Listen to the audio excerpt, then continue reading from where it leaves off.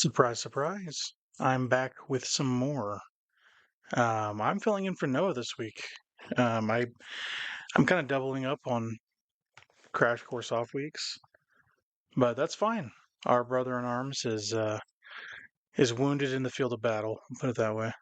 Um, and I'm happy to oblige because I have a little topic I want to get into. So this is partially about video games, and but I feel like it's got a lot to do with some personal events in my life. Um, I'm calling this topic some nostalgic seasonal memories with great video games, but really it's demarcations of my own life and how video games have got me through them or kind of mark seasons in time, um, that sort of thing. It's going to be fairly loose, not very uniform. I have some suggested talking points, but really I'm going to just ramble for an hour or so. Strap in. If it gets longer than that, pour yourself a cup of tea or hot chocolate because it is the Christmas season, and yeah, enjoy it, enjoy it. So when I thought about this topic, because I thought about it a little bit before um, I was kind of asked to jump in for this week, and I wanted to. I kind of have a running list of topics in my notes app. Sorry, you might hear a train in the background. I apologize. Um, and I have a running list of topics in my notes app that I want to access from time to time and kind of pick at ideas that I like or that I don't like and change and alter things if I can.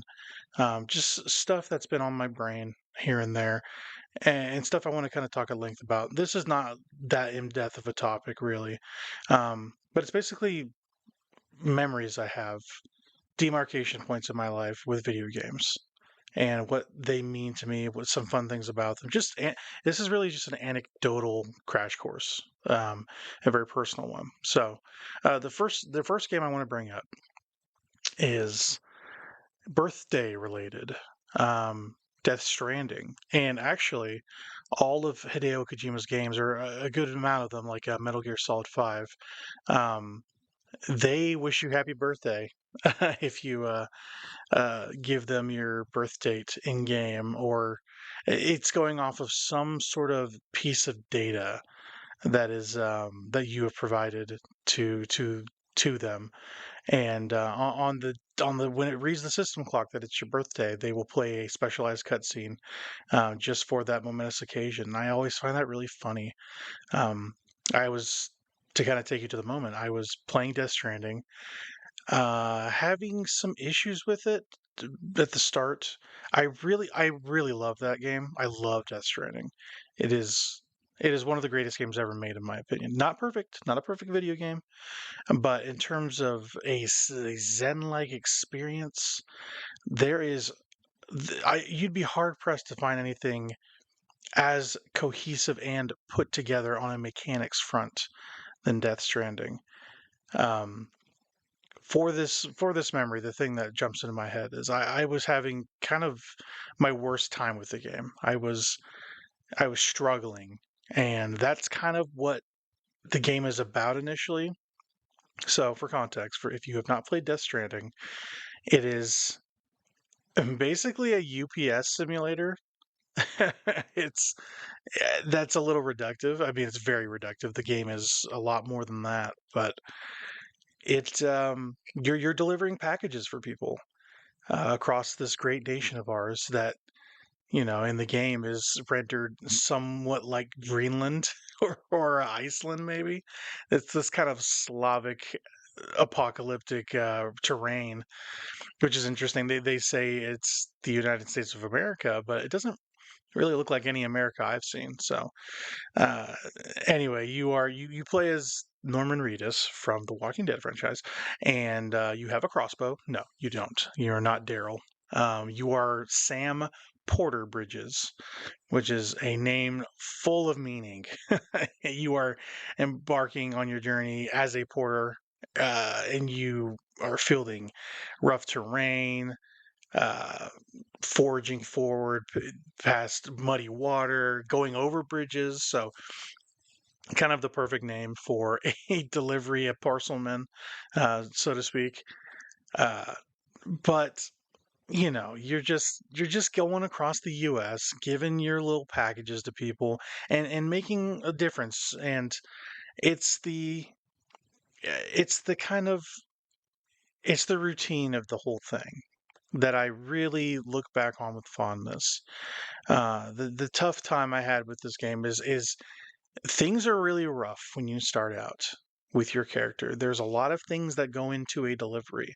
You have to make sure your packages are aligned correctly. If there are precious cargo that need to be set a certain way in your organization of your pack, because you're basically hoofing it across rough terrain on foot initially and stacked with oodles of whatever packages you're shouldering across the plains basically.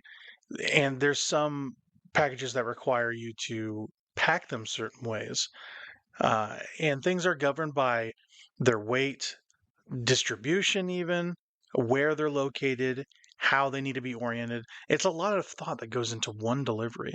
I just love the minutia of that. I love the nitty grittiness of setting up a delivery and plotting a course. From there, you set up your packages and you get ready to forge on to your destination, and you're having to literally plot a course on your grid like map.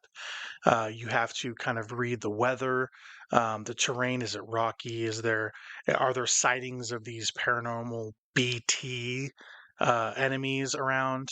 Do I need to start worrying about that? This game is a lot. There's a lot to it.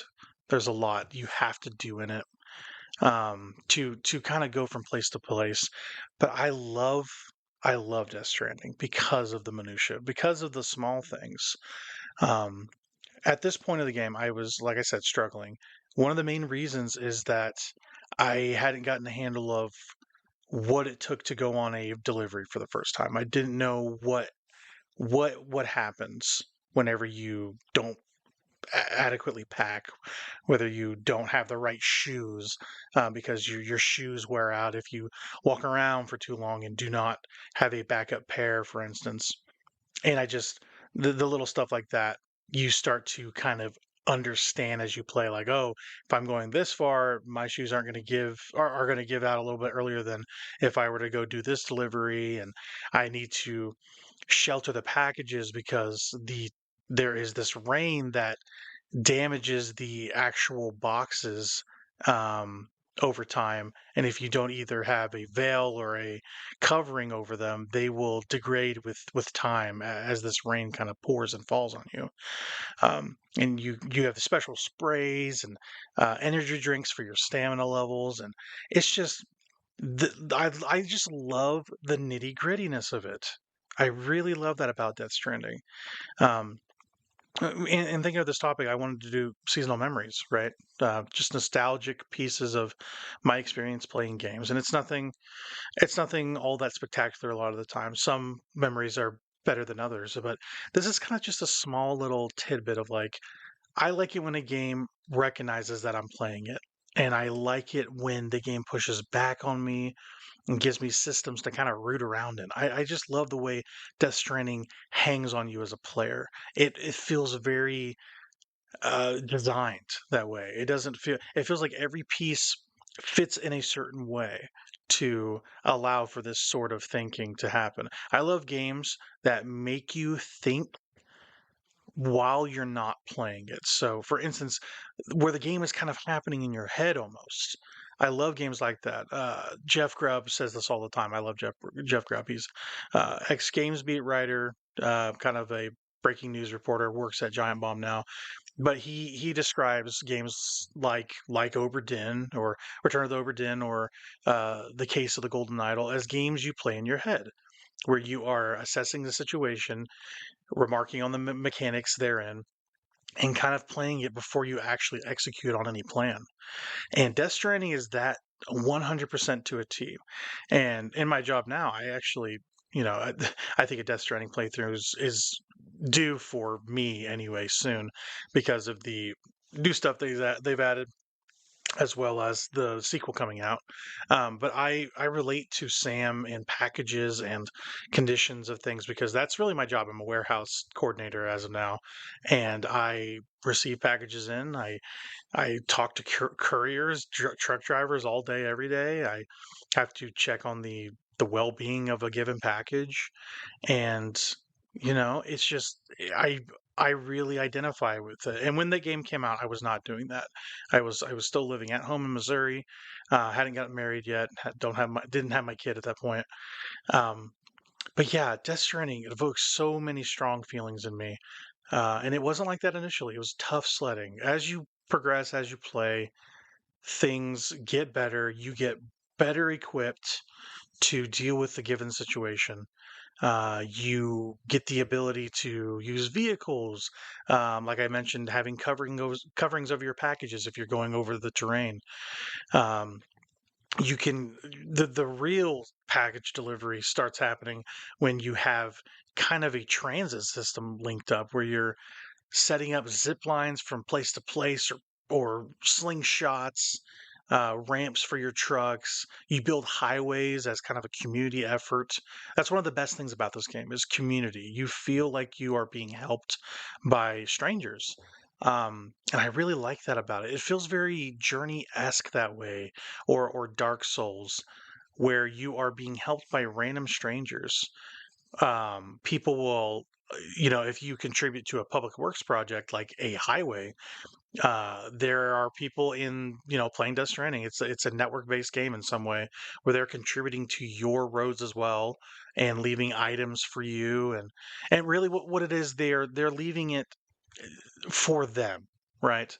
But the way this game talks to the network and to like-minded players is, you could be fording this really steep incline, or rushing river, and there's no good way to cross it because you've scanned the area. The rapids are pretty dire, and if you make a wrong step, you're going down. You are going to lose all your packages. You're going to drown. Even you can drown and die in this game, and you got to find a way to get over it. And the best way to do it sometimes is with help. People leave like ladders you can kind of use to walk over rushing rivers, and lakes and streams, or even tough passages or crevasses. They leave ropes you can rappel down from craggy peaks and precipices.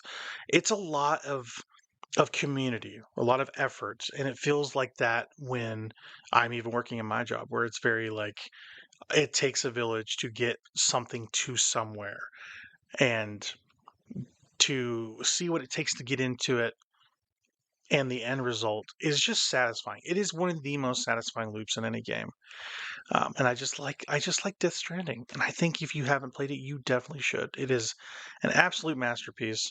The story falters in some ways, but the actual doing of the playing of the game is just immaculate. If you can get its intricacies, its quirkiness, its weirdness, you will just you'll be blown away. It feels like a new genre of video game.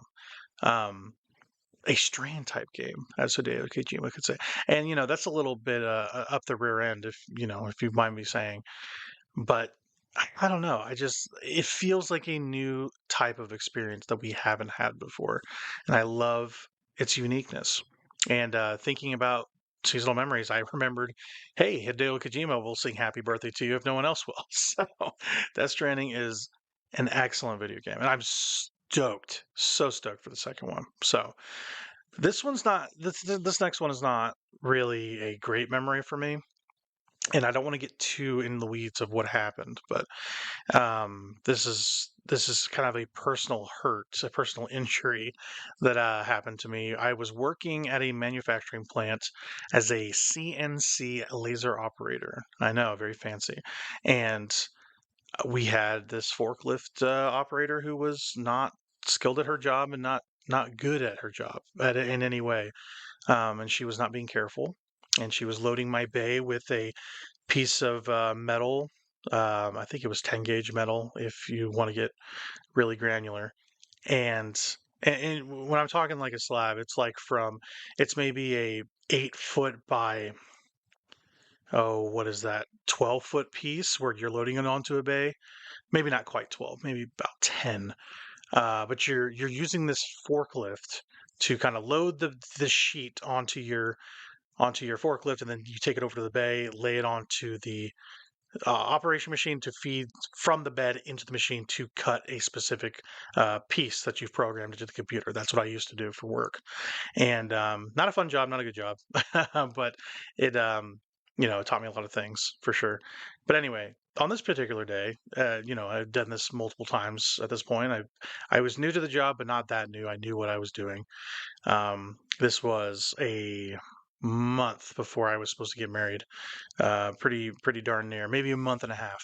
This was April of I think it was 21, and yeah, she loaded the sheet wrong, and it slid and pinned my legs to a work table, and snapped my meniscus in my right on my right knee. Um, that's basically the long and short of it. I was out of work all of that July.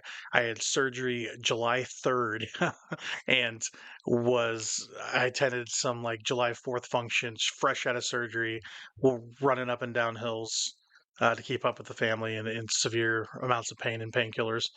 Um, but I basically, I preempt my memory to say, I needed something to rehab me through my actual rehab and my time being an invalid. Like I could not walk properly for a good month, and in all my jobs, I've never been so completely out of commission. And at this point, my wife was working. Um, well, she was my girlfriend at some point, and then my fiance, and I went with the injury for a long time. It was a month or so, and I went and walked down the aisle with the injury. My snap meniscus, didn't even get it operated on until that following July. Um, and yeah, I remember this terminal I was walking through on our honeymoon. I think was it Atlanta, something like that. My leg just gave out, like completely gave out, and I could not walk anymore. And I just had to tell my wife to stop. I'm like, I can't move. Like we're gonna have to stop until I can set my leg right and we can actually move. And basically, we got done with our honeymoon, and I got scoped out. Got some workman's comp stuff going, and got operated on beginning of July. So out for an entire month, and that's never happened since. And I don't know if it ever will happen, Lord forbid. But I was kind of convalescing, and I was just trying to look for something to invest in because, I was going to go to work at some point, but they wanted me to be out for an entire month completely I kind of had to relearn how to walk on my leg. And, not to be too dramatic. I mean, but in terms of weight and load bearing, your knee becomes unaccustomed to walking more than you think it does. Even after surgery, you lose a lot of strength in that leg. And I went to rehab 5 days a week, paid for by the company, this and that. I got an actual payout for the injury, and you know, and, and yeah, it was kind of this whole ordeal where I was just kind of working my way back up to fighting fit, to go sit on the bench at work and do bull crap, because I couldn't stand and do my normal job. And while I'm convalescing, I'm looking for some stuff to play. And I hit upon two games that really, really did it for me. It was just, it was kind of happenstance where I just fell in love with two amazing games. And one's an old one, one's a relatively new one. I'll talk about the newer one first. It was Yakuza Zero. I had started this game. Um, what was this? A couple years before, actually, when I was living with my dropped my phone. Living with my parents, and I remember getting hooked on the karaoke portion and the disco dancing portion of the game. I just love the little flourishes of 80s Japanese nightclub life that the game had, and it has such a fun, unique, foreign flair to it that I really dug. The characters were fantastic. The performances were great. The story was extremely engaging, even for a game with you know maybe not the most amazing premise of all time, where you're fighting over zoning and your upscale '80s Japanese city. Um, but yeah, I played about 10 hours of this game, and I really liked it a lot. And I was just like, I'll come back to this at some point. Something took my attention away. I'm ADHD things kind of, grab me by the neck and don't let go, and I forget about things all the time. That's just how it goes.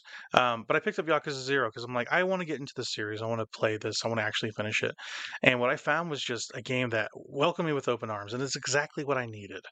Um, to this day, I still haven't completely finished everything in Yakuza Zero because there is so much to do.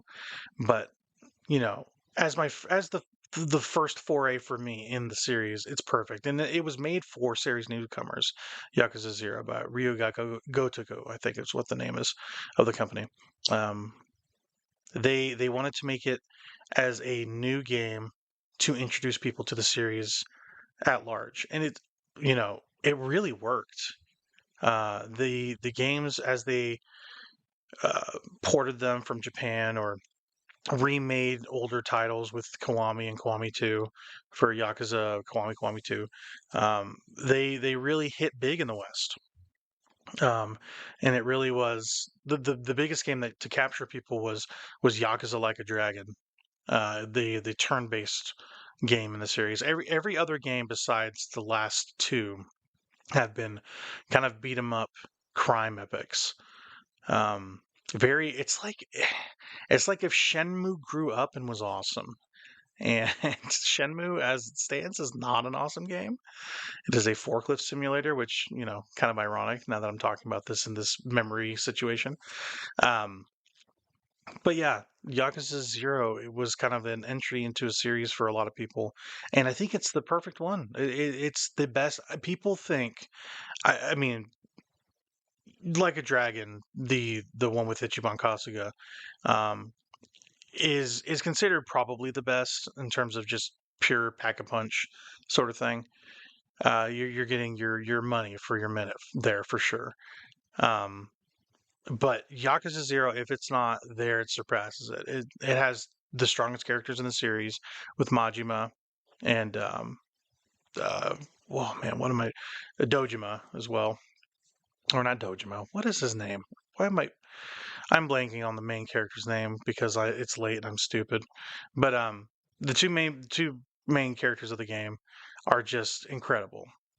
They are they're not mirror images of each other. They're like reflections of each other, with one side being one side of a coin and the other being the other. And you get to see their origins really. And it is just it's so fun to see that sort of time period shown in a bigger budget game.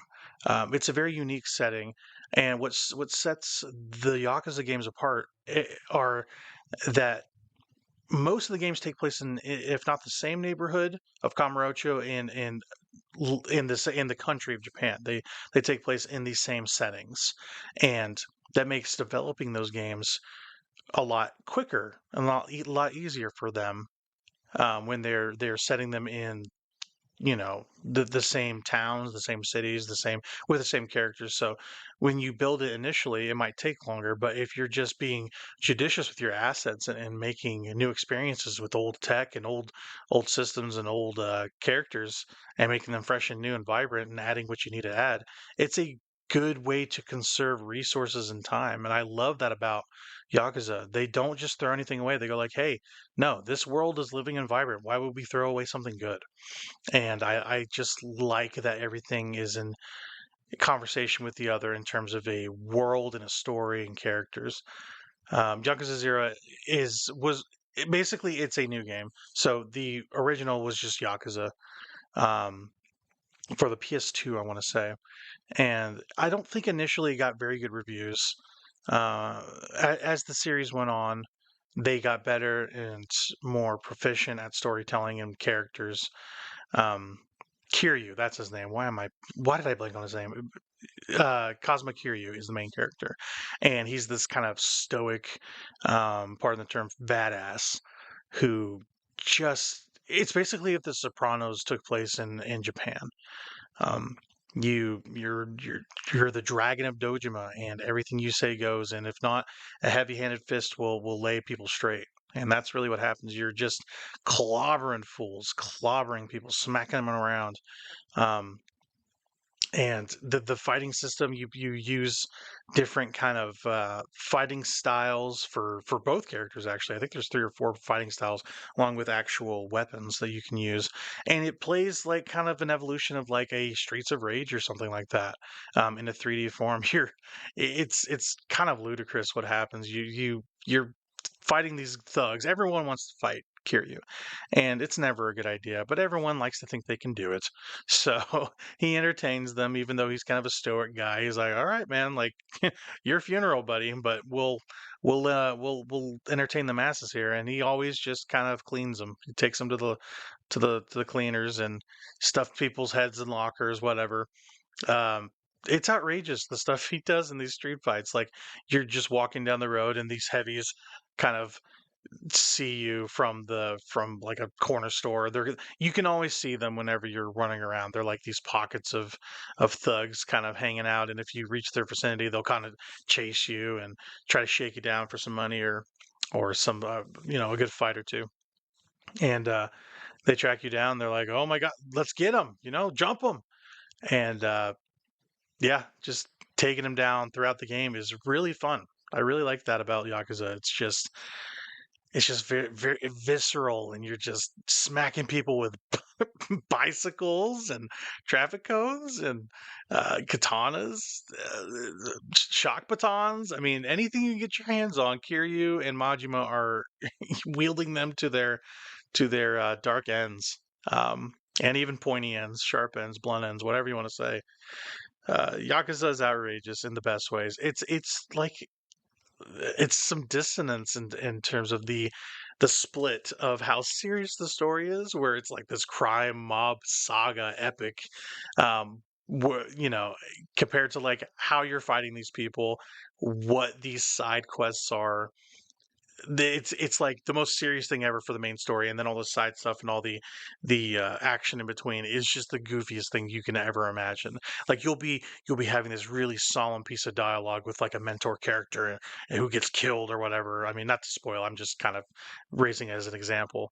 And you'll do that, and as a cooldown, you go talk to this lady from a hostess club that's basically catfishing you. It's outrageous. It's outrageous. It's so fun, and it's so easy to invest in. Like when my life had stopped, it was the perfect way to kind of jump in and go like, oh, I can live somebody else's life, somebody that is not. That is healthy, of able body and mind, and you know, it just felt very cathartic to walk in somebody else's shoes for a month. Um, not the longest game in the world, but it really engenders warm feelings in me. Yakuza Zero. It's a game I return to often. I'm a big fan of that game and of the series at large. I haven't finished every one of them. I'm a person that wants to finish things start to finish when it comes to a series. I have to know how things began, or at least, understand that I need to understand where things come from, the genus of it. I like to find out how things are made and what conditions they were made. And I'm actually listening to a book right now about the history of Blizzard that's fascinating. And I like to hear about, the history of like the Yakuza studio and all the games they've made. I like how the sausage is made, and I like hearing things from the beginning. And Yakuza is no different. So if you want a great time to kind of invest in something, when you're clipped from an injury, play Yakuza Zero. It's fantastic. Um, the second game this game really like the term changed my life is such a powerful term. It's such a term I don't want to use lightly. There's very few games that have truly changed my life. Dark Souls, one of those games. Bloodborne for sure. Any FromSoft game, they're up for contention. Sekiro is incredible. Um, it's not one of those games for sure. It's not even a From Software game. Um, but it's a game that means a lot to me. And I played it later in life. I was 20 something when I played it, and it was a new thing for me.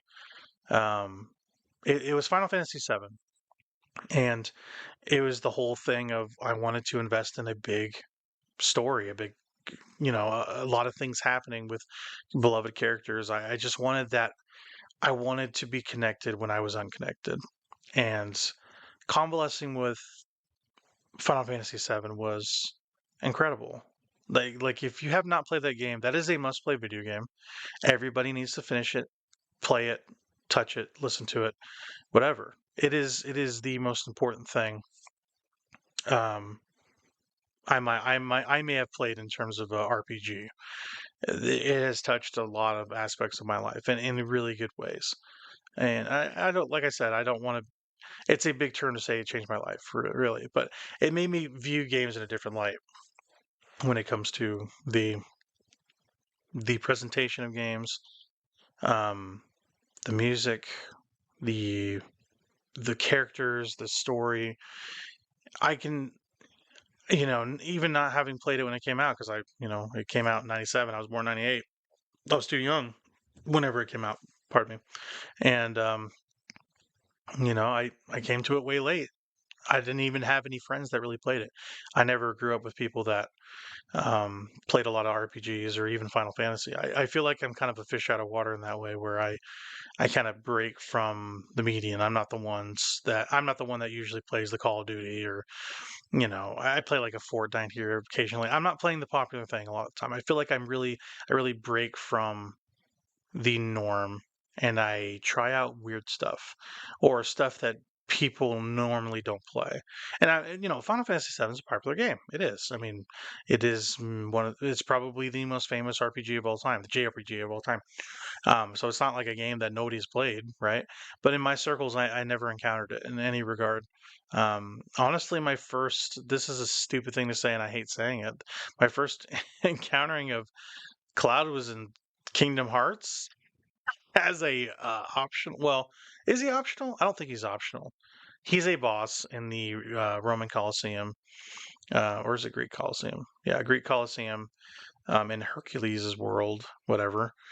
And you have to fight him, I want to say, for part of the story when you're kind of playing through Kingdom Hearts 1. And so that's really what I knew him from. And my first exposure to Final Fantasy in general was probably through Kingdom Hearts 1, for the original PS2. I adored that game. I adored Kingdom Hearts. I actually replayed it and finished it this year, and it's still good. It's not great all the time. I mean, it's pretty cringy. The combat's not awesome, but you know, the heart of it is still strong. In terms of the actual story, it's the most, shall we say, easy to understand of any of them in the series. You're not grasping at straws for what's going on, and at any given point. It's very clear most of the time what's happening in Kingdom Hearts 1, and progressively as you play the others, it becomes less apparent where it's heading. But anyway, I digress. The Cloud, it was my first Final Fantasy character I ever saw, really. Besides, well, that's not true. I mean, you play Kingdom Hearts, you get to Traverse Town, you meet Leon, who's Squall from Final Fantasy VIII. Ugh. Yuffie you meet as well. You even meet Aerith before you meet Cloud. But my first foray into Final Fantasy anything was Kingdom Hearts 1, since it is tied at the hip to that in Disney.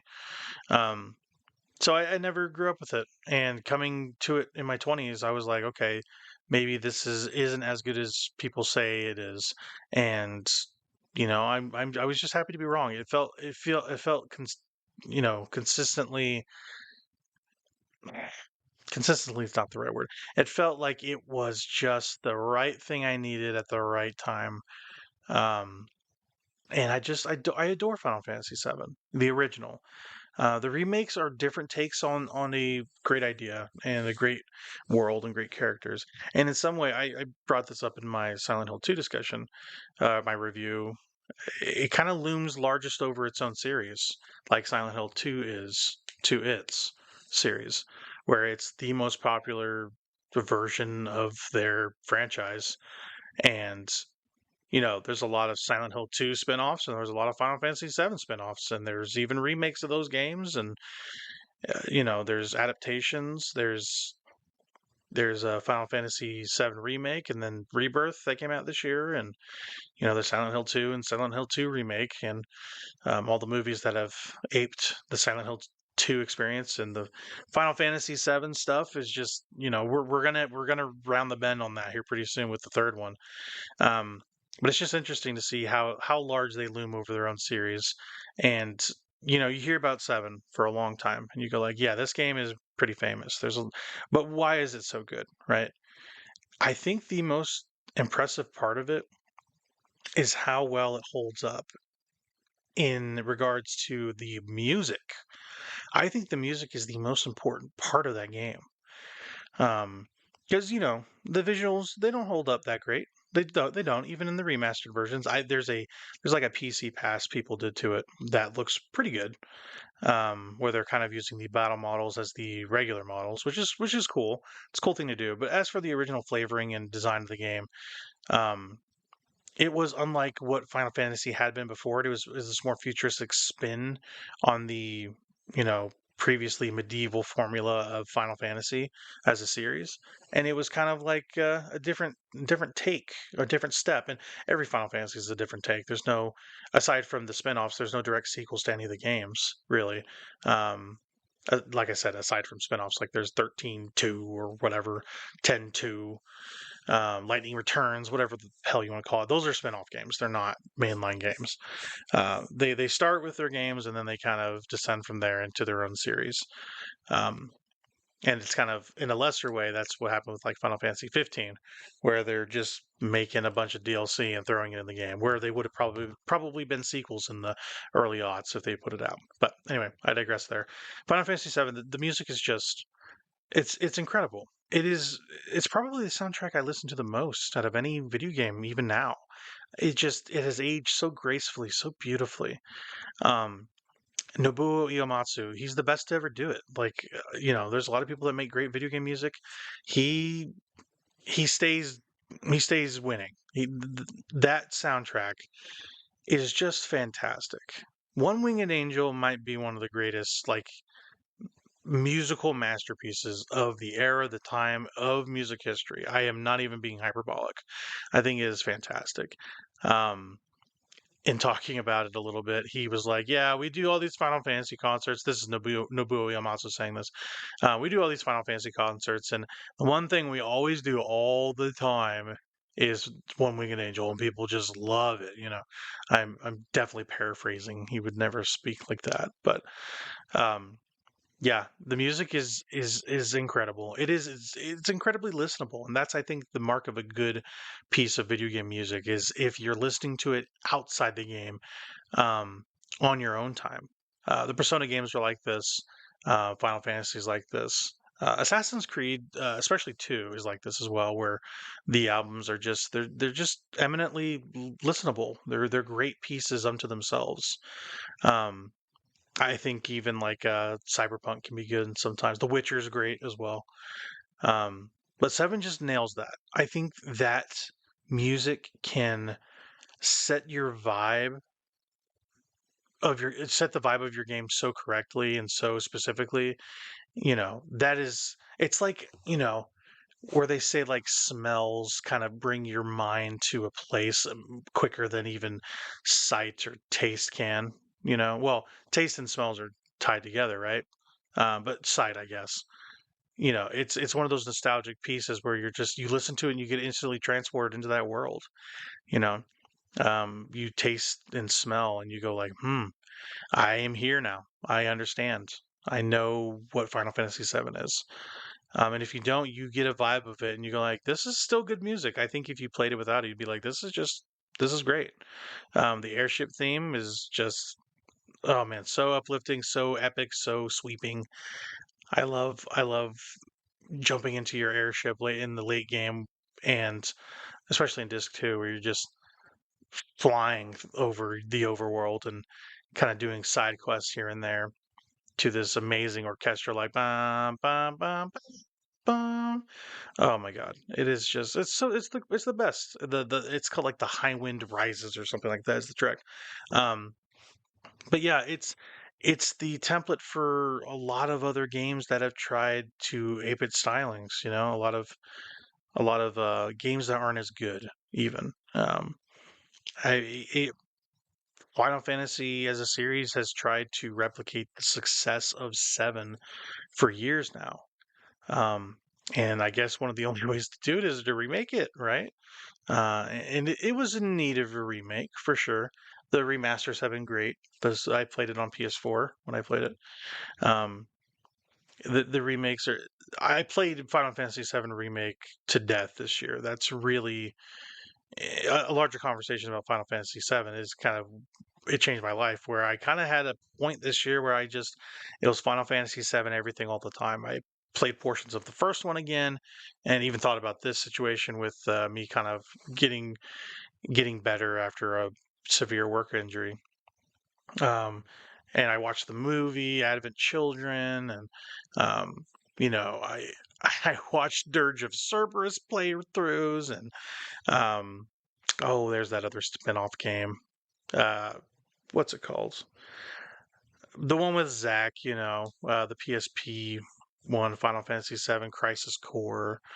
They put a recent remaster out for that for PlayStation 4 and 5, and it's pretty good too. Um, but yeah, it was the remake that really set my mind afire again with Final Fantasy VII, where I had played it originally, and I don't want to get too far off of where we were starting, right? Um, I played it originally, and I was like, "This game's great. I love this game. This is awesome. It's a life-changing game." Playing the remake was like kind of shocking. I was like, "What am I looking at?" Like playing the original and then playing remake, you're like, "Oh my gosh!" Like this game is like it's taking all these old ideas and making them new and fresh with all these new visuals and stuff. Um, and like with a lot of things, like with even Yakuza Zero, I got pulled away from it and never finished the original until this year. Um, and it became an obsession for me. I've been doing well with playing games for longer periods instead of jumping from game to game, where I'm finishing a lot of long things by staying committed to them when even my mind wants to wander. And Final Fantasy VII Remake in preparation for playing Rebirth was an obsession. It was just an obsession. So initially, I finished it completely, loved it, absolutely loved it, and then basically jumped right into Rebirth when it came out.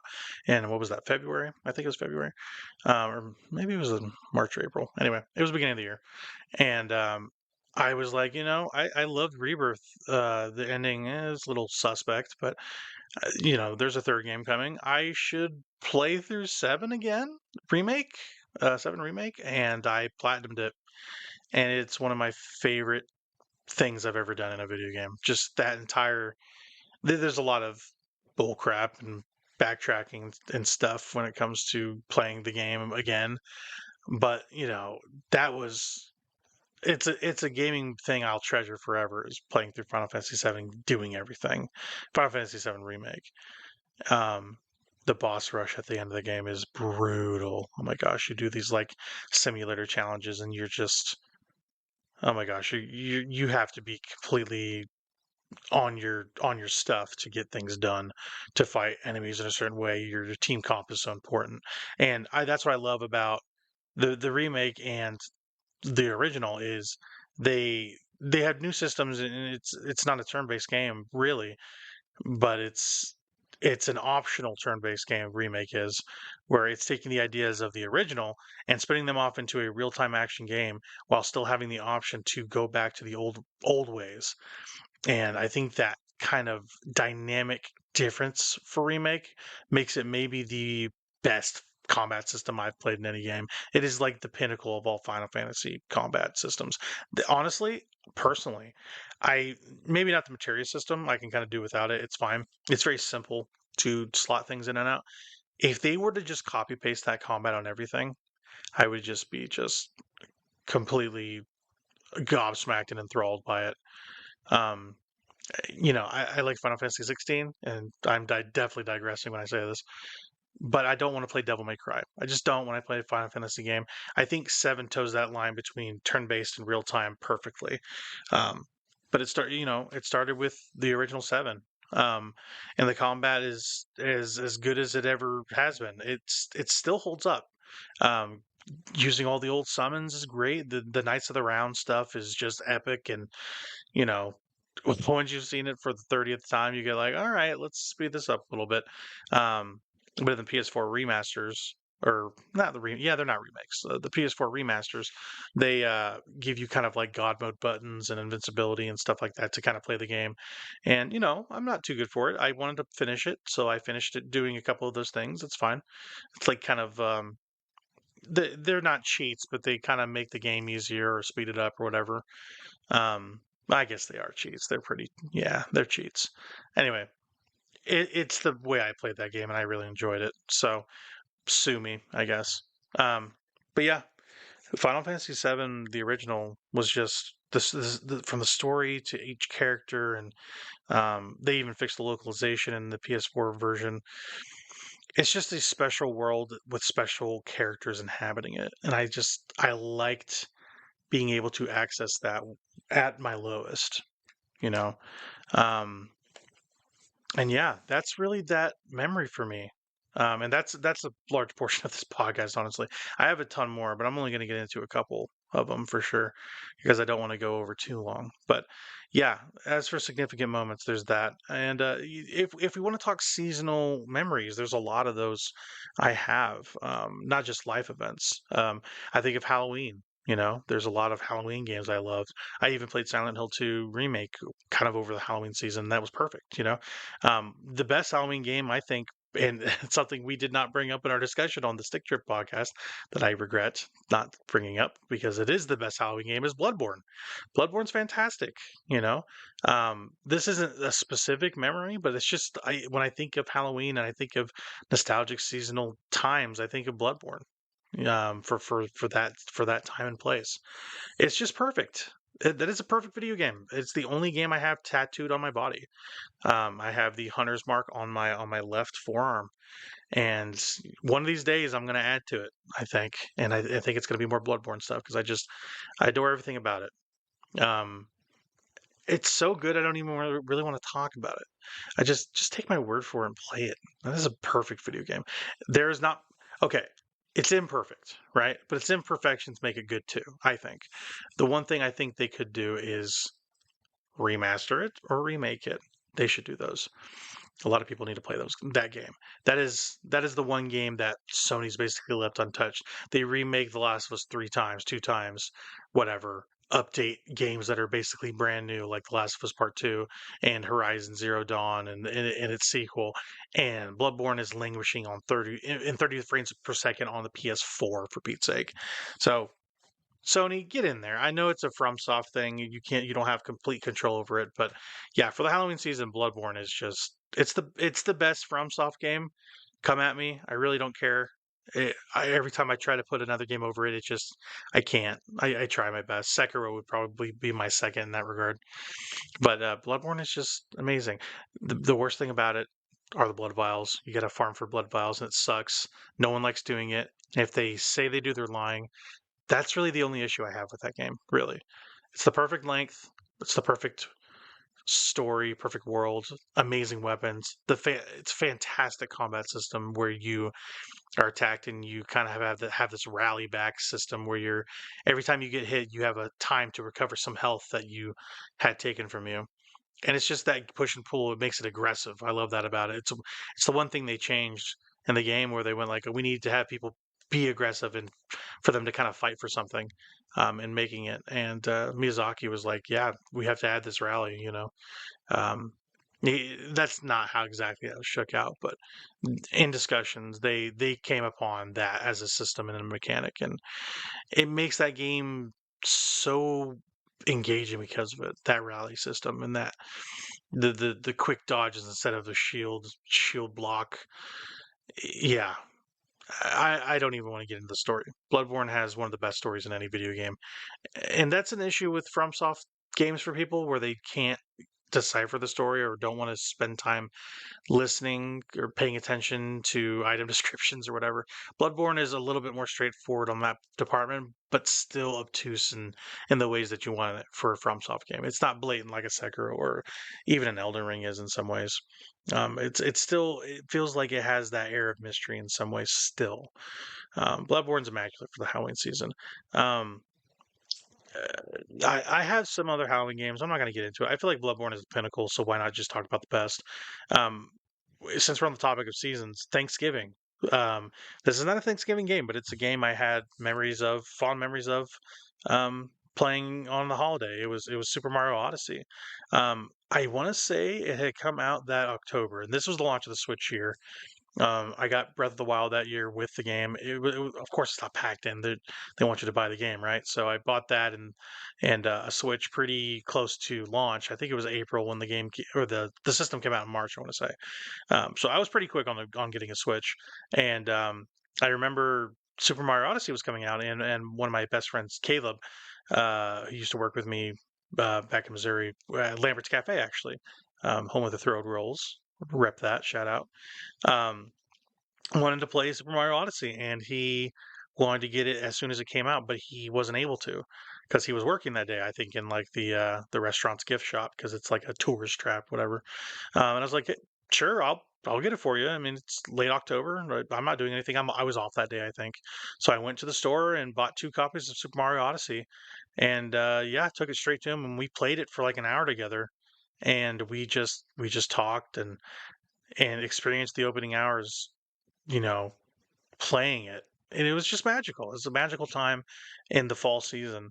And I think that game is just one of the best games to ever get made. I think Super Mario Odyssey is completely immaculate in every way. I don't think there's a flaw in that game.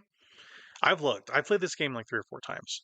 I mean, it's not perfect, right? No game is perfect, but if I had to think of an actually perfect game in every form, function, and factor, it's probably Super Mario Odyssey. There is not hardly a crack to be shown in that game's veneer. It is completely arresting in every category, from music to visuals um, to the playing of it. Um, it's just fantastic. And the reason I bring it up thanks for Thanksgiving is we had a great Thanksgiving where we went out of town and we kind of got an Airbnb at this huge house. It was a gigantic house. And we had a fun time. I brought my Switch, for just playing whenever we're kind of coming down for the tryptophan, right? In the turkey, where everyone's getting kind of lazy, laying down on couches and whatnot. I remember we being bummed we couldn't watch football because there was no reception for the antenna, I think, for the house we were renting. And I was like, okay, fine, I have this Switch. I'm going to just play it. And I really only had a few games for it because there wasn't a ton of games on the Switch at that point. I mean, throughout the year, they'd release some stuff for sure, a lot of indie titles. Um, but the two main games I had were Breath of the Wild and Super Mario Odyssey, and I played and played and played and played Super Mario Odyssey to death that holiday.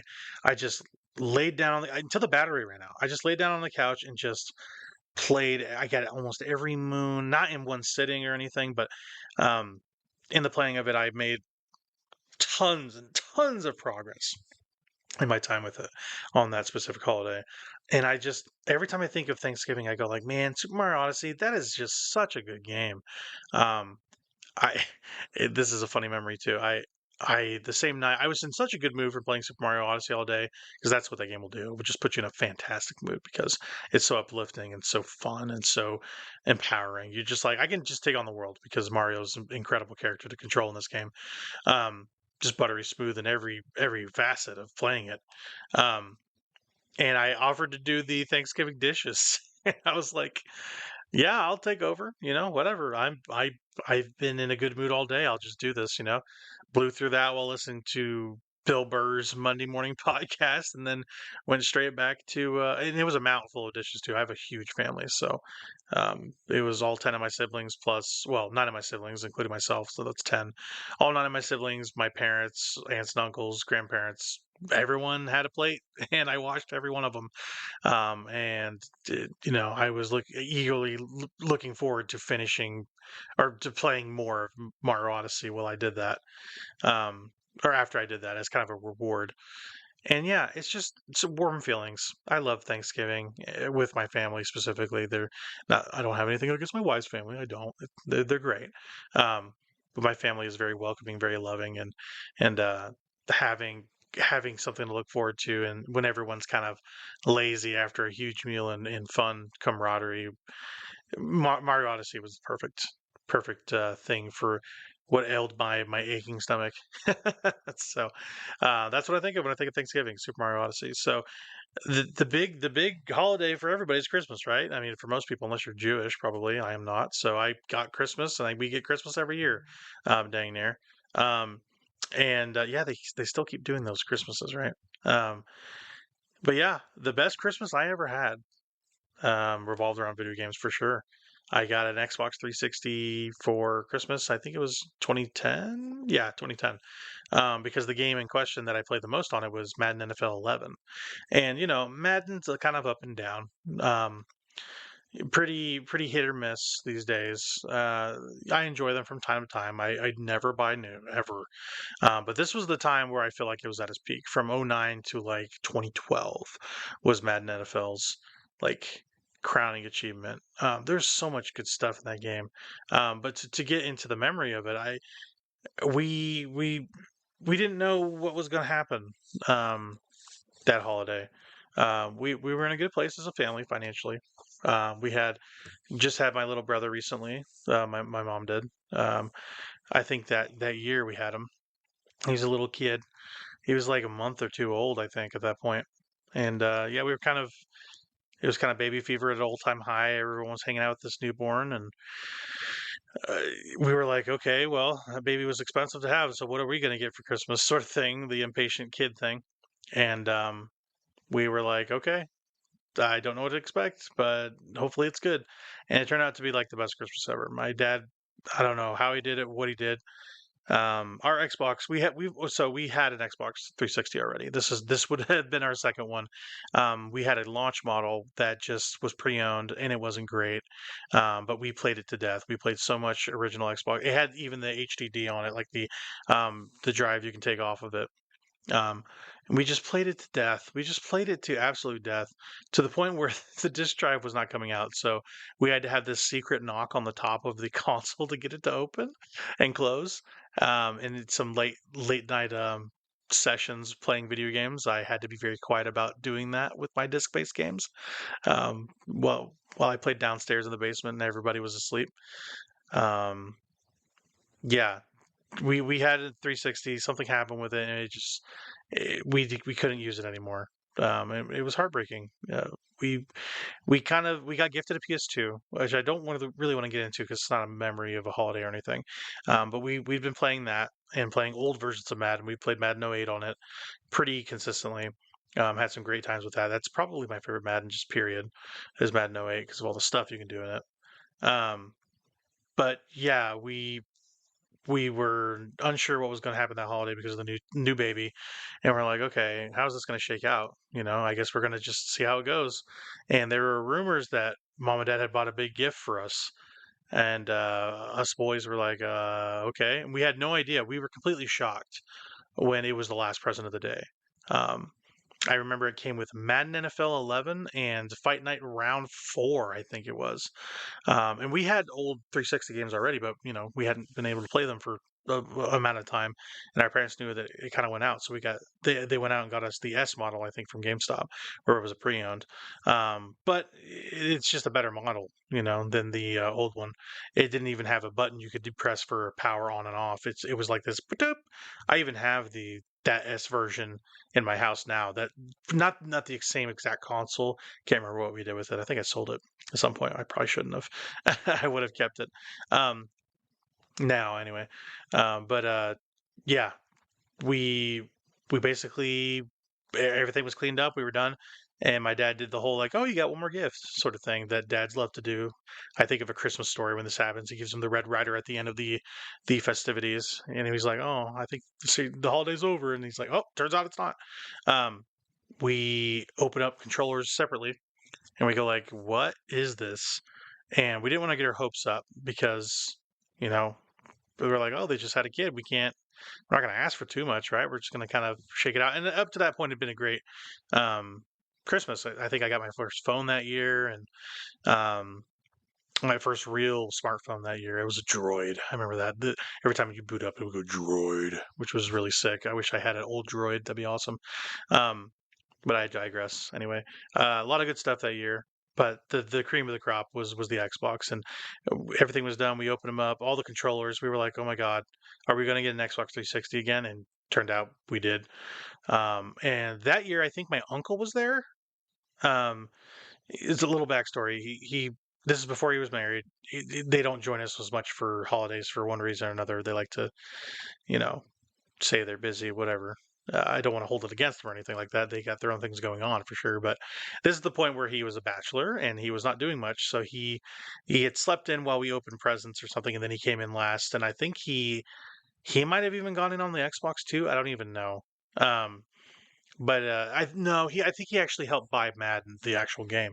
I want to say maybe. He had some part in it, and he came in late, and he was like, "Oh, you got an Xbox? We should play." And we were just in complete nirvana at that point, and we took it down, hooked it up. I think we played like 12 straight hours of Madden just together, and we got really good at playing the game and playing each other and playing my uncle. And it was just, it was the best Christmas ever. It was the best Christmas ever. We just loved every second of that day. I remember that day so vividly, so fondly. Just me and my brothers, my four brothers at that point, and then the little one, Israel. We just played Madden just all day, every day. While during that holiday window, and yeah, it's a memory I hold very dear to me. I felt like one of the one of the innocent memories we've had as a family, and just enjoying each other's company. It was just I get a little sad thinking about it because things the family's great, right? Everyone's doing right well, but everyone's growing up, and it just it makes me sad to think about it because you never know what you have till it's gone, as the old saying goes. And right now, we try to get people together here and there, but it will never be like that again, right? And it's a sobering thing. It's really sobering. As of now, my sister's living in well, my older sister's in Florida with her kids and or her kid and husband, and my other sister right below her or right below me, I should say, is in Spain, kind of doing her thing, like Spain the country. And three of my brothers moved out of their parents' house. So still living nearby them, but things are just they're not the same, and it's a really sad thing. But when I think of the good times, I think of that. I think of that holiday and how much that meant to me to be spending time with the people I love the most. And you know, shout out to my parents for being awesome and doing that, especially when I know it was probably tough for them to get something like that done, but it's something I've always remembered and hold dear, you know. Um, but yeah, it's a bittersweet thought for sure. Is that time? Um, another thing that kind of springs to mind for Christmas is it's not really a memory, but it's just my time playing with the game. I played Spelunky on Christmas. I kind of made it a tradition to play Spelunky on a Christmas night, Christmas Eve. I kind of I don't know why. I just that game I always go back to. I've been going back to it for well over a decade now. Um, I really put the most time into not the PS. Well, the PS4 version I've actually put in a lot. Also played a lot of it on Vita and on PC. Spelunky is one of the greatest games ever, so I play it kind of any chance I get because it's just it is a perfect game like Mario Odyssey. It feels like the perfect balance of it is the best version of a roguelike I've found, or procedurally generated game. It's the best. It's the pinnacle of that genre to me, I think. Um, and when I think of Spelunky, I think of Christmas because I play it every Christmas Eve and I really enjoy it. It's become just kind of this small tradition for myself, and it's not one of those things I want to get into really. But yeah, it's just a personal favorite of mine. There's something very zen-like about it. I can listen to a podcast while I play it. I mean, even if I don't, the music is great. The characters are fun. There's no real story to it. You're just basically an Indiana Jones like character, or versions of characters. But yeah, it's a fun, colorful cast, and there's a lot of different runs you could be doing, and different paths to go from one end of the side-scrolling game to the other. The goal of the game is basically just find the exit in the level, and it's all procedurally generated, and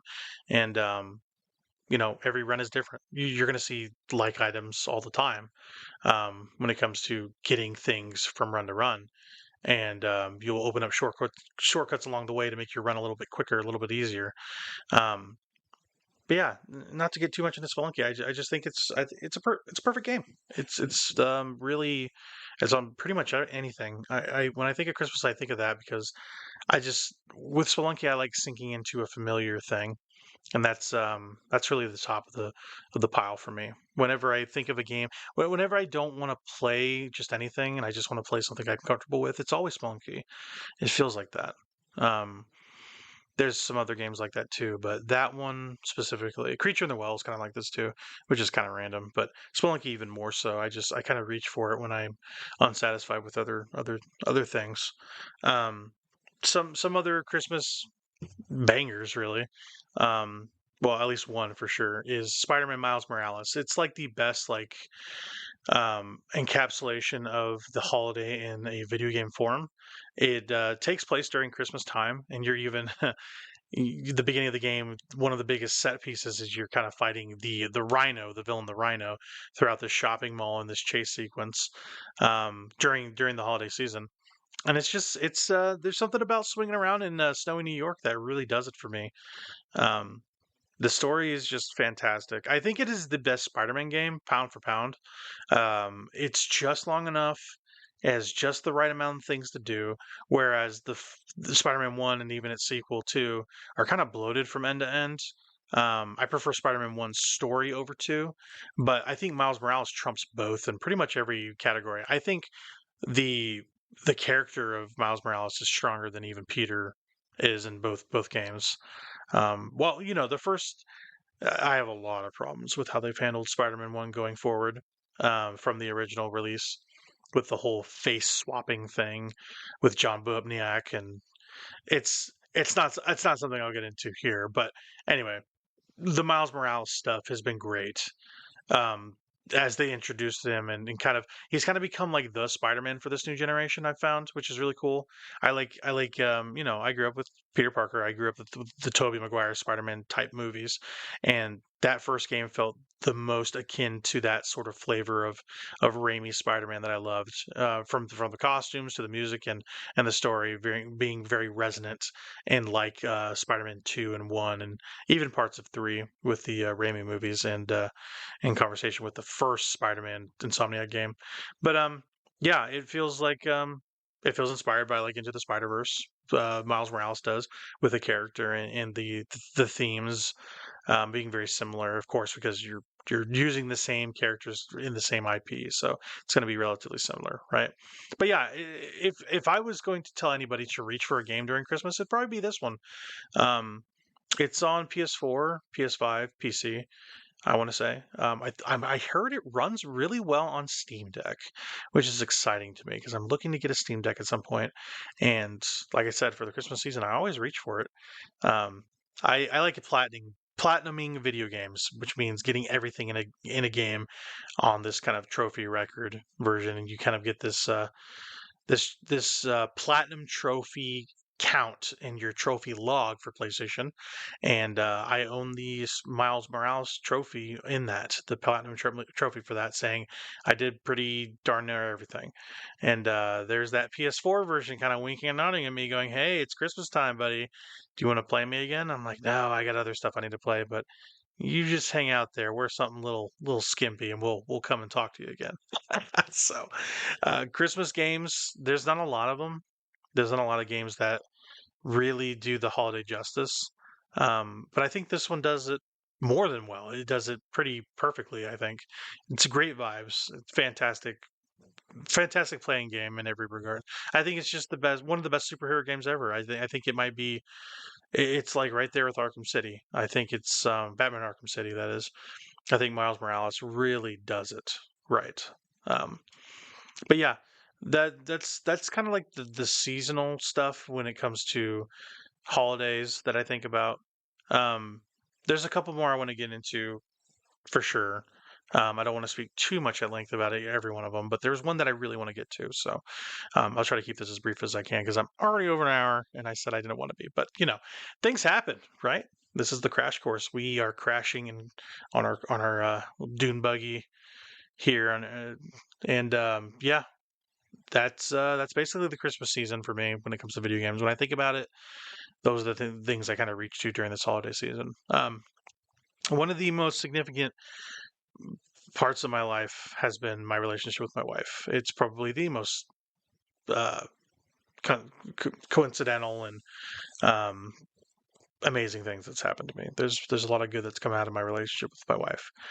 She makes me a better person every single day, and you know she's been with me through my ups and downs. Like the one thing that I'm not saying that I feel like I'm doing a disservice talking about is throughout all of this, my wife has been with me from talking about Death Stranding to rehabbing, um, to being with me on every holiday, every uh, every life event. And she's my partner, um, and I value her company more than anything. And I just she's the perfect person for me. And in thinking about video games and how my life kind of intertwines and intersects with certain, like I said, demarcation points, I think of my wedding, um, and how amazing it was. I have so many good things, so many good memories about my wedding. It was just a very stressful time. It was the least stress I'd been though, because we'd planned for so long, and it was really just like we had to get everything done. And by the time the day came around, the doing was over with. We just had to show up and, remember our lines and just finish it off, right? And that's what we did. But in my wedding party, we had a bunch of my friends and my brothers there too. And I wish some other people could have joined in my band, but they declined, and we'll have to. I'll probably get into that at some point, sometime soon. Um, Still not quite over that.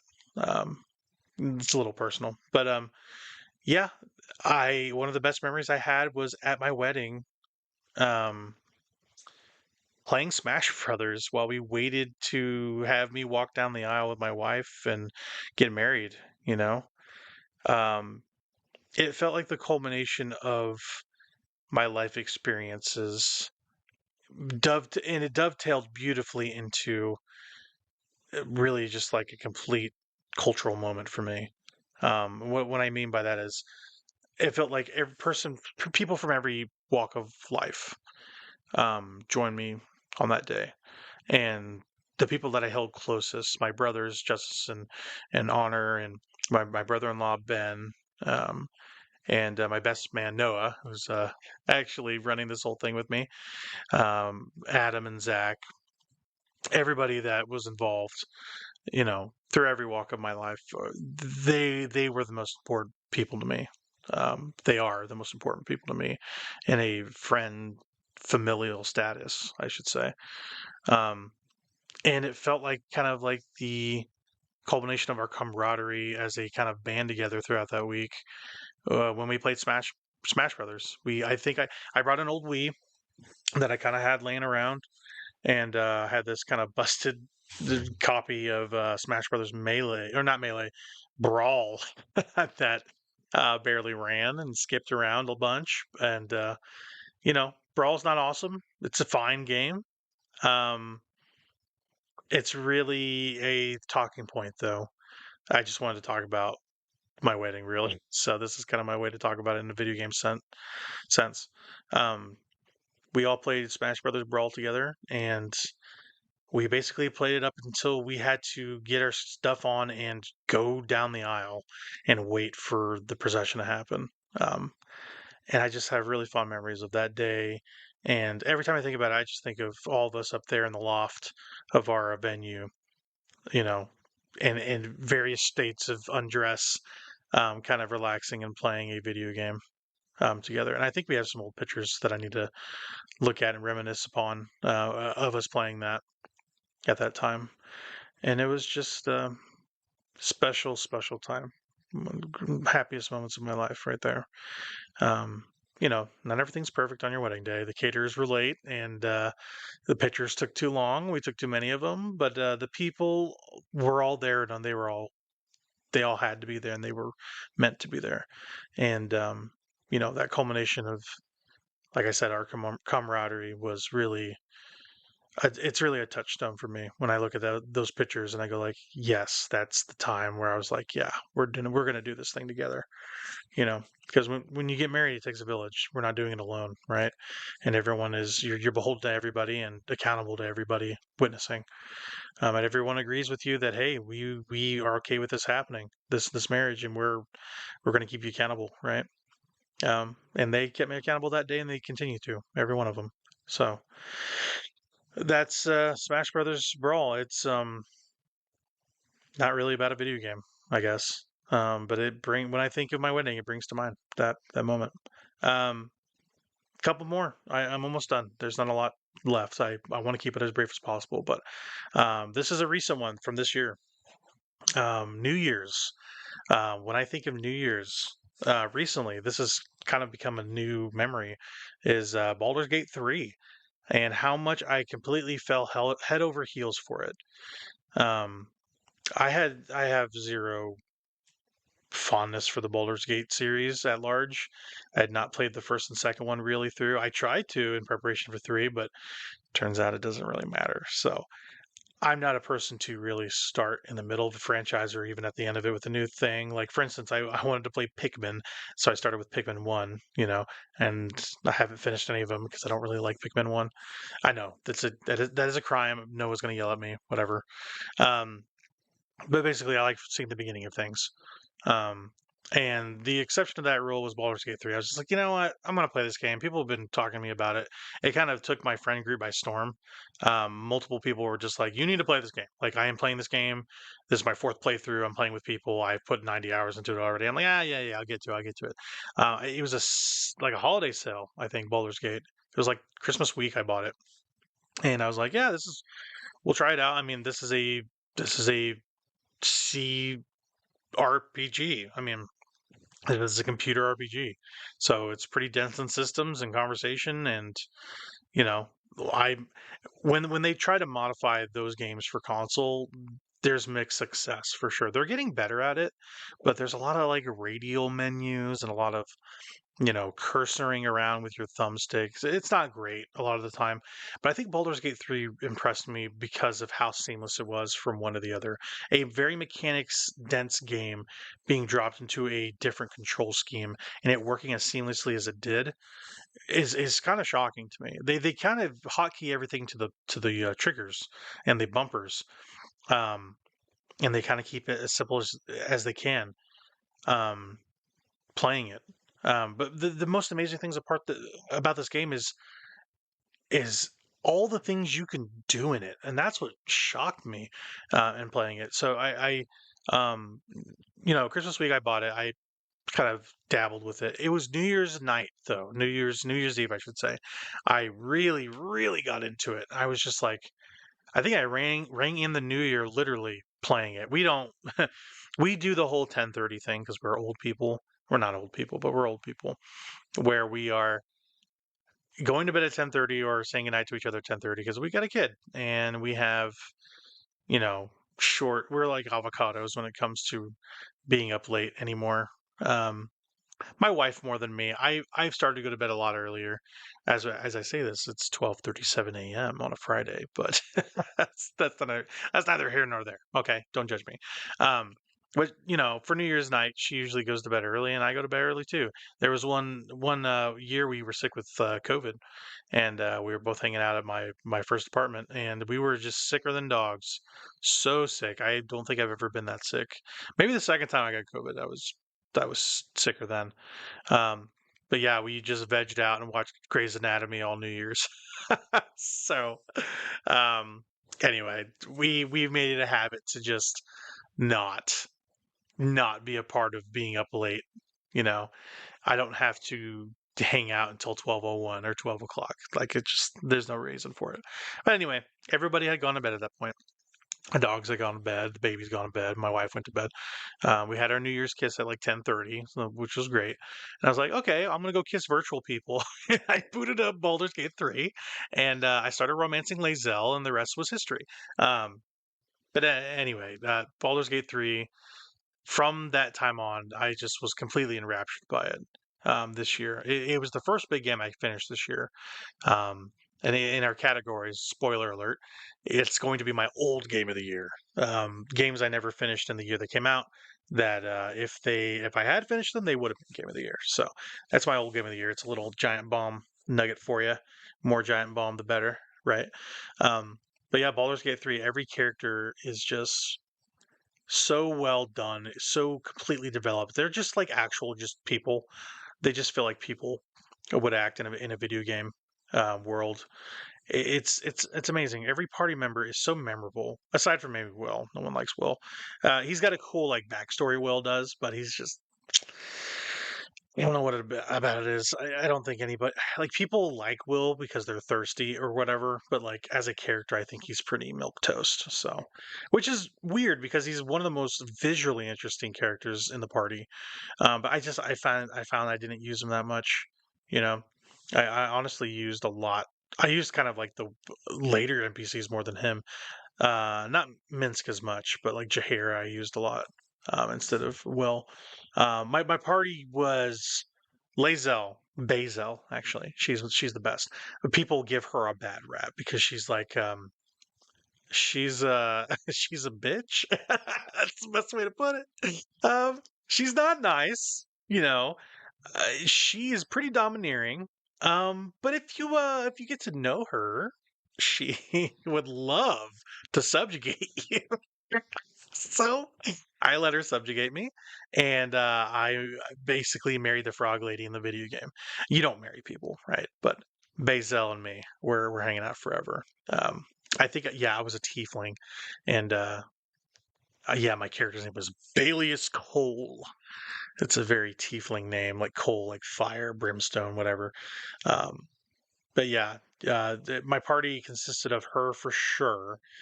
Oh God, who was it? Astarion, who's like the best party member in any video game. Oh my God, he is like, oh my God. Okay, so Metaphor is giving it a run for its money in the character department, especially for like abilities of characters. So like you specify you spec in a certain direction in Baldur's Gate 3 that you don't metaphor because metaphor has kind of a loose job system a la Final Fantasy 5, right? Where you're kind of picking from all these different practices, right? In Baldur's Gate 3, you're doing these specific paths for these characters. Astarion, basically, like, he was stealth ninja 100%. He was not getting seen. He was shooting crazy trick shots from across the map. Everything's turn based, right? So, in true CRPG fashion, you're kind of clicking and using radio wheels to ask for commands or different kind of open-ended action um, commands to get a certain set of objectives or done or to kill even enemies, right? Um, but yeah, Astarion. It was Astarion, Lae'zel. I think is it four in your party? I think it's four. So including my character was me, Lae'zel, Astarion. Oh God, who else? I really liked Tiefling Lady. Why am I blanking off her freaking name? Um, but yeah, it was definitely my wife for sure. Lae'zel was like by the time you level her up like completely 100%, she becomes just this complete like angry paladin. And that's what I was too. I was a paladin as well. She's basically a paladin. She's like a fighter paladin, which is really cool. Um, but every character kind of specs into a specific direction, right? So Astarion kind of specializes in the stealth gameplay of the of the combat, and uh, what is it, Karlach? That's what her name is, Karlach. She's kind of like the berserker, right? I used her a lot. I used Shadowheart a lot. She was more the mage. Shadowheart sucks though. I mean, she's a cool character, but like she sucks. She's missing everything. Um, but I'm playing. My party was Astarion, Karlach, Lae'zel, some Shadowheart. So that's one, two, three. Yeah, basically, I'd swap Shadowheart. This is a funny story. I'll kind of get into it a little bit. I kind of swap Shadowheart in and out. Um, and the reason being is because, I like Shadowheart relationally. She was cool. We had a couple kissy kisses. That was awesome. But when I found out she wasn't a good combat party member, I was like, you know what? I think if things are over between us in a relational aspect. So I was like, I'm gonna start dating Frog Lady because she was really mean to me, and I kind of like that. So I had to break the news to Shadowheart, and she was like, "Oh well, I've noticed you like somebody else, so I'm gonna just want to bow out here and just like save face, right?" And she became a fun person to talk to back at camp, right? And her actual story is really good too. But yeah, just like the characters, that's what really makes the story go. It's very character driven. Like the story is fine. Like, oh, your mind's infected with brainworms. Oh God, what are you going to do? You got to get this brainworm out of your head. And shenanigans ensue, like world-ending shenanigans. Um, but yeah, just the entire game just blew me away. Like from presentation to writing, I think the writing is just so strong in that game. Every character is a fully realized person. It feels like you're talking to, but it's really the freeform nature of it, where you're just doing dumb stuff to see if you can get away with it.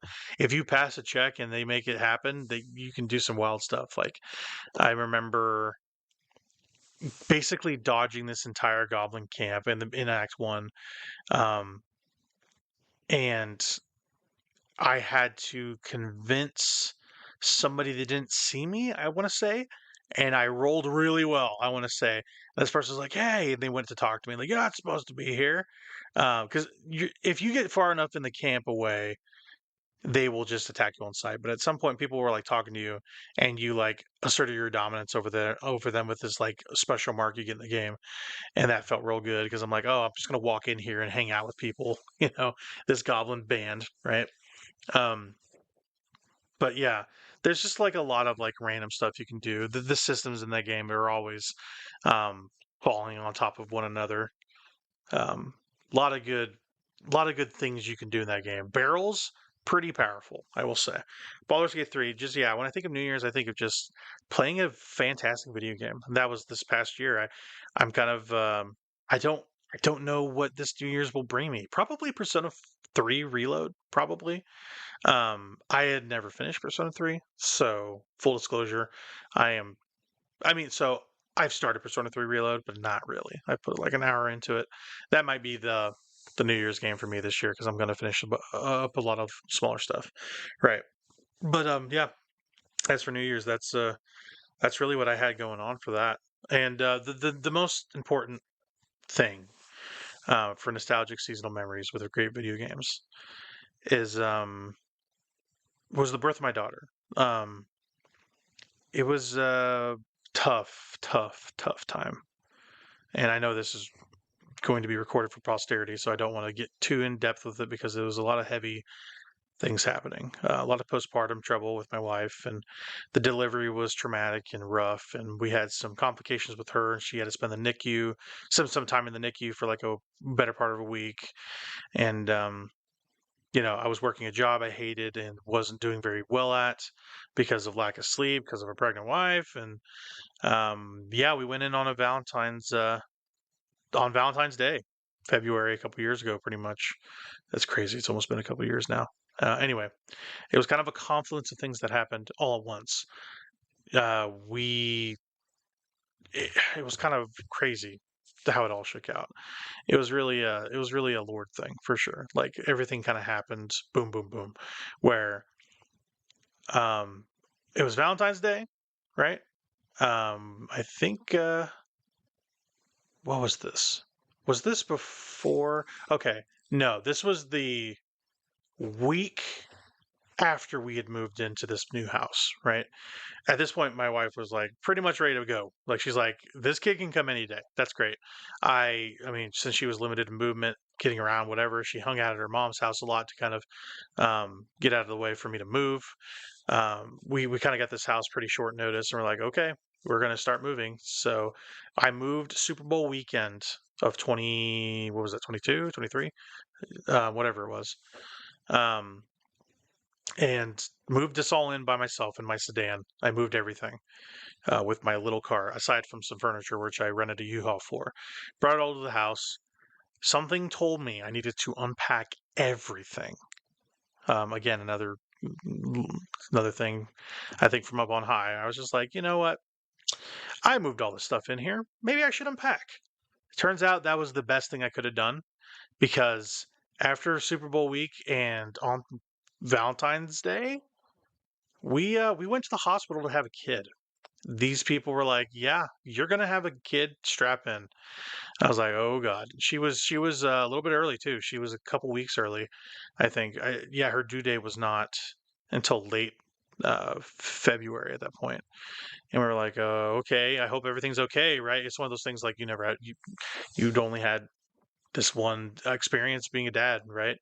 And you're like, "I hope everything's all right. I hope that everything's okay." And yeah, it turned out it worked out fine, but the labor was long and traumatic and tough, and you know, we had a tough time with the birth of our kid.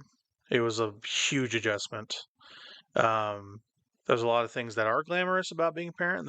Even more that are not, especially those early days. But it was navigating being a parent with a little child, um, and trying to figure out what to do. Right? Like you get prepared a little bit. People go like, "Oh, it's going to change your life." And you're like, you have no idea. Like, you can guess how it'll be. And as a brother, right? I have a ton of siblings, and I went like, okay, this is how it's going to be, right? This is how it is going to be. Being a dad of a young one. Nope, had no idea exactly what it would take. I thought I was completely prepared, and I was not.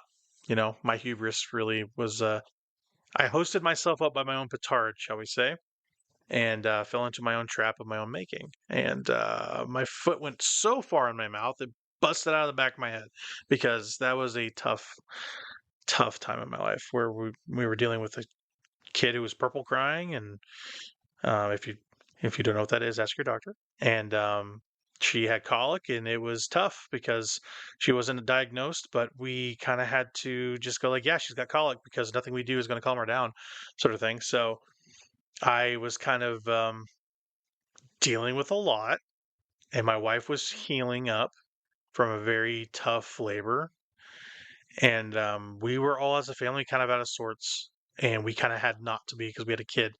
And the one thing that really grounded me was one video game, The Legend of Zelda: Tears of the Kingdom.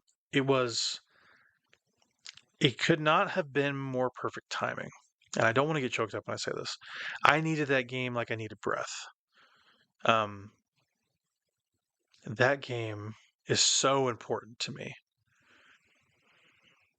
Um, pardon me. That game is so important because it reminds me of where I was at during that point. And this is a pretty personal thing, right? Um, but it was the balm, the salve to a raw person. I needed the ointment that this game was providing.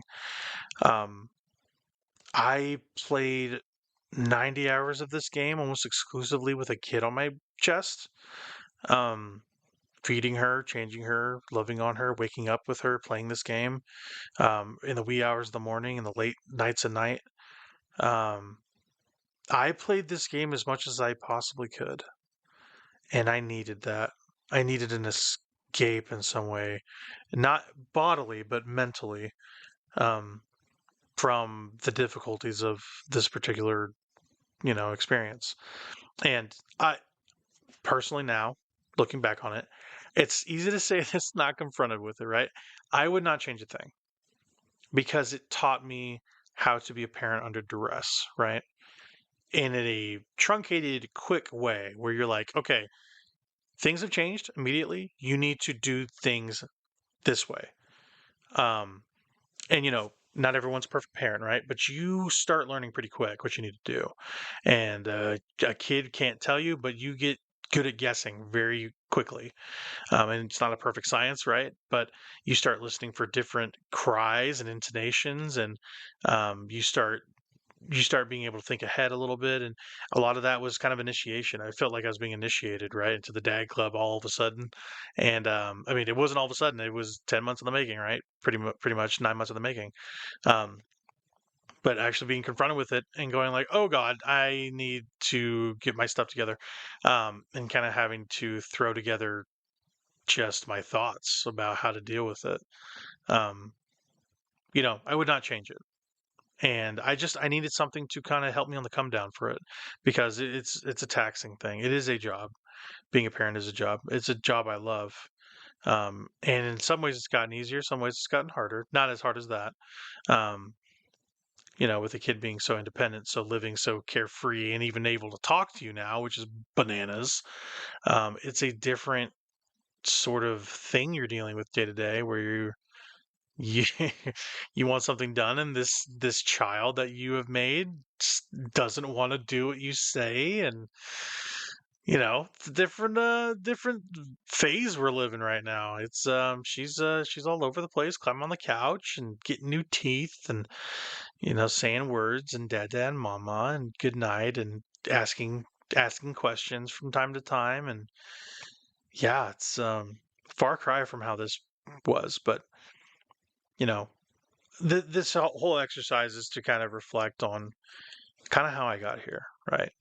Um, and if you want to talk chronology, the Baldur's Gate thing was after this, right? But I wanted to end on this one because I know things are tough. Things are tough in life, right? We're going through some tough health issues right now with family members and stuff, and it's been tough. Cancer's bad. I hate cancer. Um, you know, but I'm not even sure where I'm going to go with this, right? But it's having something to distract you is good. You know, I was always told growing up, in some ways, I was allowed to have these things. I was told that things are kind of useless and a distraction when it comes to video games, and we shouldn't put so much stock into them, right? Love my mom; she does not like the medium or anything involved in it, right? But I was like, I need this for myself. I need it. And in this time and place, for these memories, these moments in my history, really all of this has happened in the last 5 years. Every bit of it, aside from the Christmas time Xbox story, that was what, 14, 15 years ago. Um, you know, but I needed I needed something to help me cope with my new responsibilities and my life changing. And Tears of the Kingdom was it. You know, I don't really even want to talk about the game because if you know anything about video games, you know it's good, right? But it's the game I needed. Um, it's the game I needed at that time, and this is the one I wanted to go more personal on. The game is fantastic, great, completely immersive in every way. I like it even more than Breath of the Wild, honestly. But when you're struggling just with your life, I think distraction's good. It's okay. You don't have to feel like you can do it all. Because when you play a video game, you can do it all. It is empowering to you because you have control, even when your life is chaotic and you don't have a grip. In your time and place, you can be distracted and really, really, really get into something that is wholesome and nurturing for you. You know, Sometimes you need just to kill some stuff. Honestly, and, you know, it sounds insane, right? But you play a video game, there's a fair amount of killing being done in video games.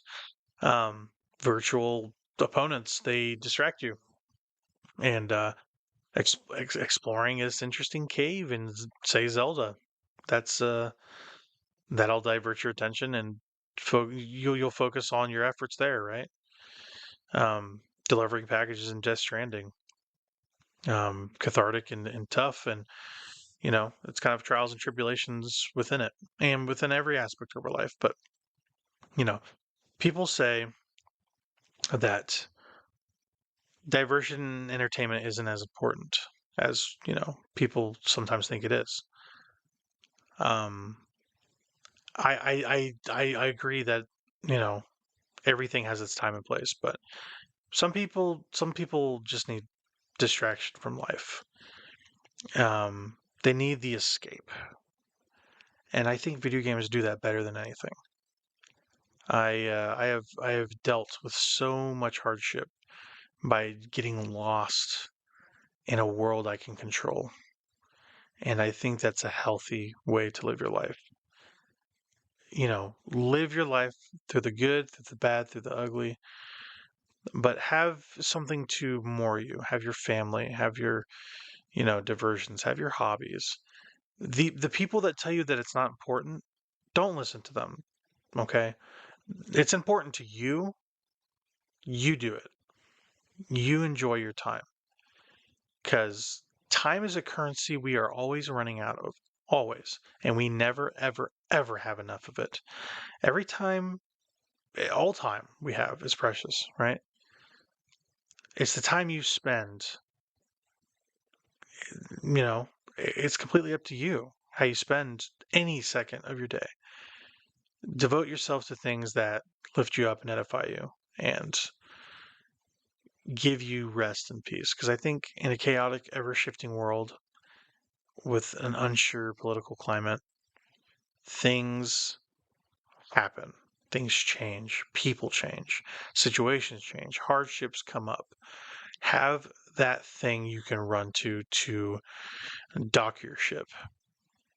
I think video games are the perfect medium for distraction, good ways and bad. You know, there's too much of a good thing for sure, right? But if you search for those fleeting distractions and you spend your time living your life, you know, you'll be all right. I'm all right. It's been tough living here in a different state, but you know, video games have helped me. They've helped me every step of my life. I am so entwined with the medium. It's hard to know where it stops and I begin. I am a creature of habit as well. I like being able to look forward to something interactive because I'm a very nervous and anxious person. You know, having something I can control is good because I don't have to worry as much about being able to do something um, in a virtual space. I know I can do it, and there's a comfort to that, right? Ultimately, video games are therapy. And that's really what I want to get to. That is the crux of this entire look back on different intersections of my life. Video games are therapeutic. When I think of playing a given thing, I, you know, sometimes think of the game. I'm taken back to how I felt playing it ultimately, mostly. I think of what it did for me and what I needed from it. Why did I come to this particular title? Ultimately, it's games being therapy. Sometimes we just need a shoulder to cry on. And video games are that for me in a lot of ways. So, not to bring it down on a somber note, really am not. It's kind of a walk down memory lane for me, right? And all those games I listed are just fantastic entries in great franchises. I just think if you play any of them, you're not going to go wrong. Death Stranding, Final Fantasy VII, Yakuza 0, Bloodborne, Super Mario Odyssey, If you want to play an old game, Mario or Madden NFL 11 is great. I like that game a lot. Spelunky, one of the best video games ever created. Super Smash Brothers, don't play Brawl, play Melee or the new one, right? Spider-Man Miles Morales, Baldur's Gate 3, and finally The Legend of Zelda Tears of the Kingdom. Video games are therapy. I needed these games, and you need them too, whether you know it or not. These are all great games. If I had to recommend any of them to anybody, I probably would recommend all of them, aside from Madden, which is a sports ball thing, right? Most not everybody's into sports, but you're going to be into one of these for sure because these are just complete masterpieces of their genre for the most part. Um, they're so iconic. They created an indelible impression upon me and my psyche. I just think games are therapy and they're worth playing. So keep playing video games. Ultimately, keep distracting yourself, keep living life, and keep up the good fight. Ultimately, um, but yeah, keep playing video games. It's been a pleasure.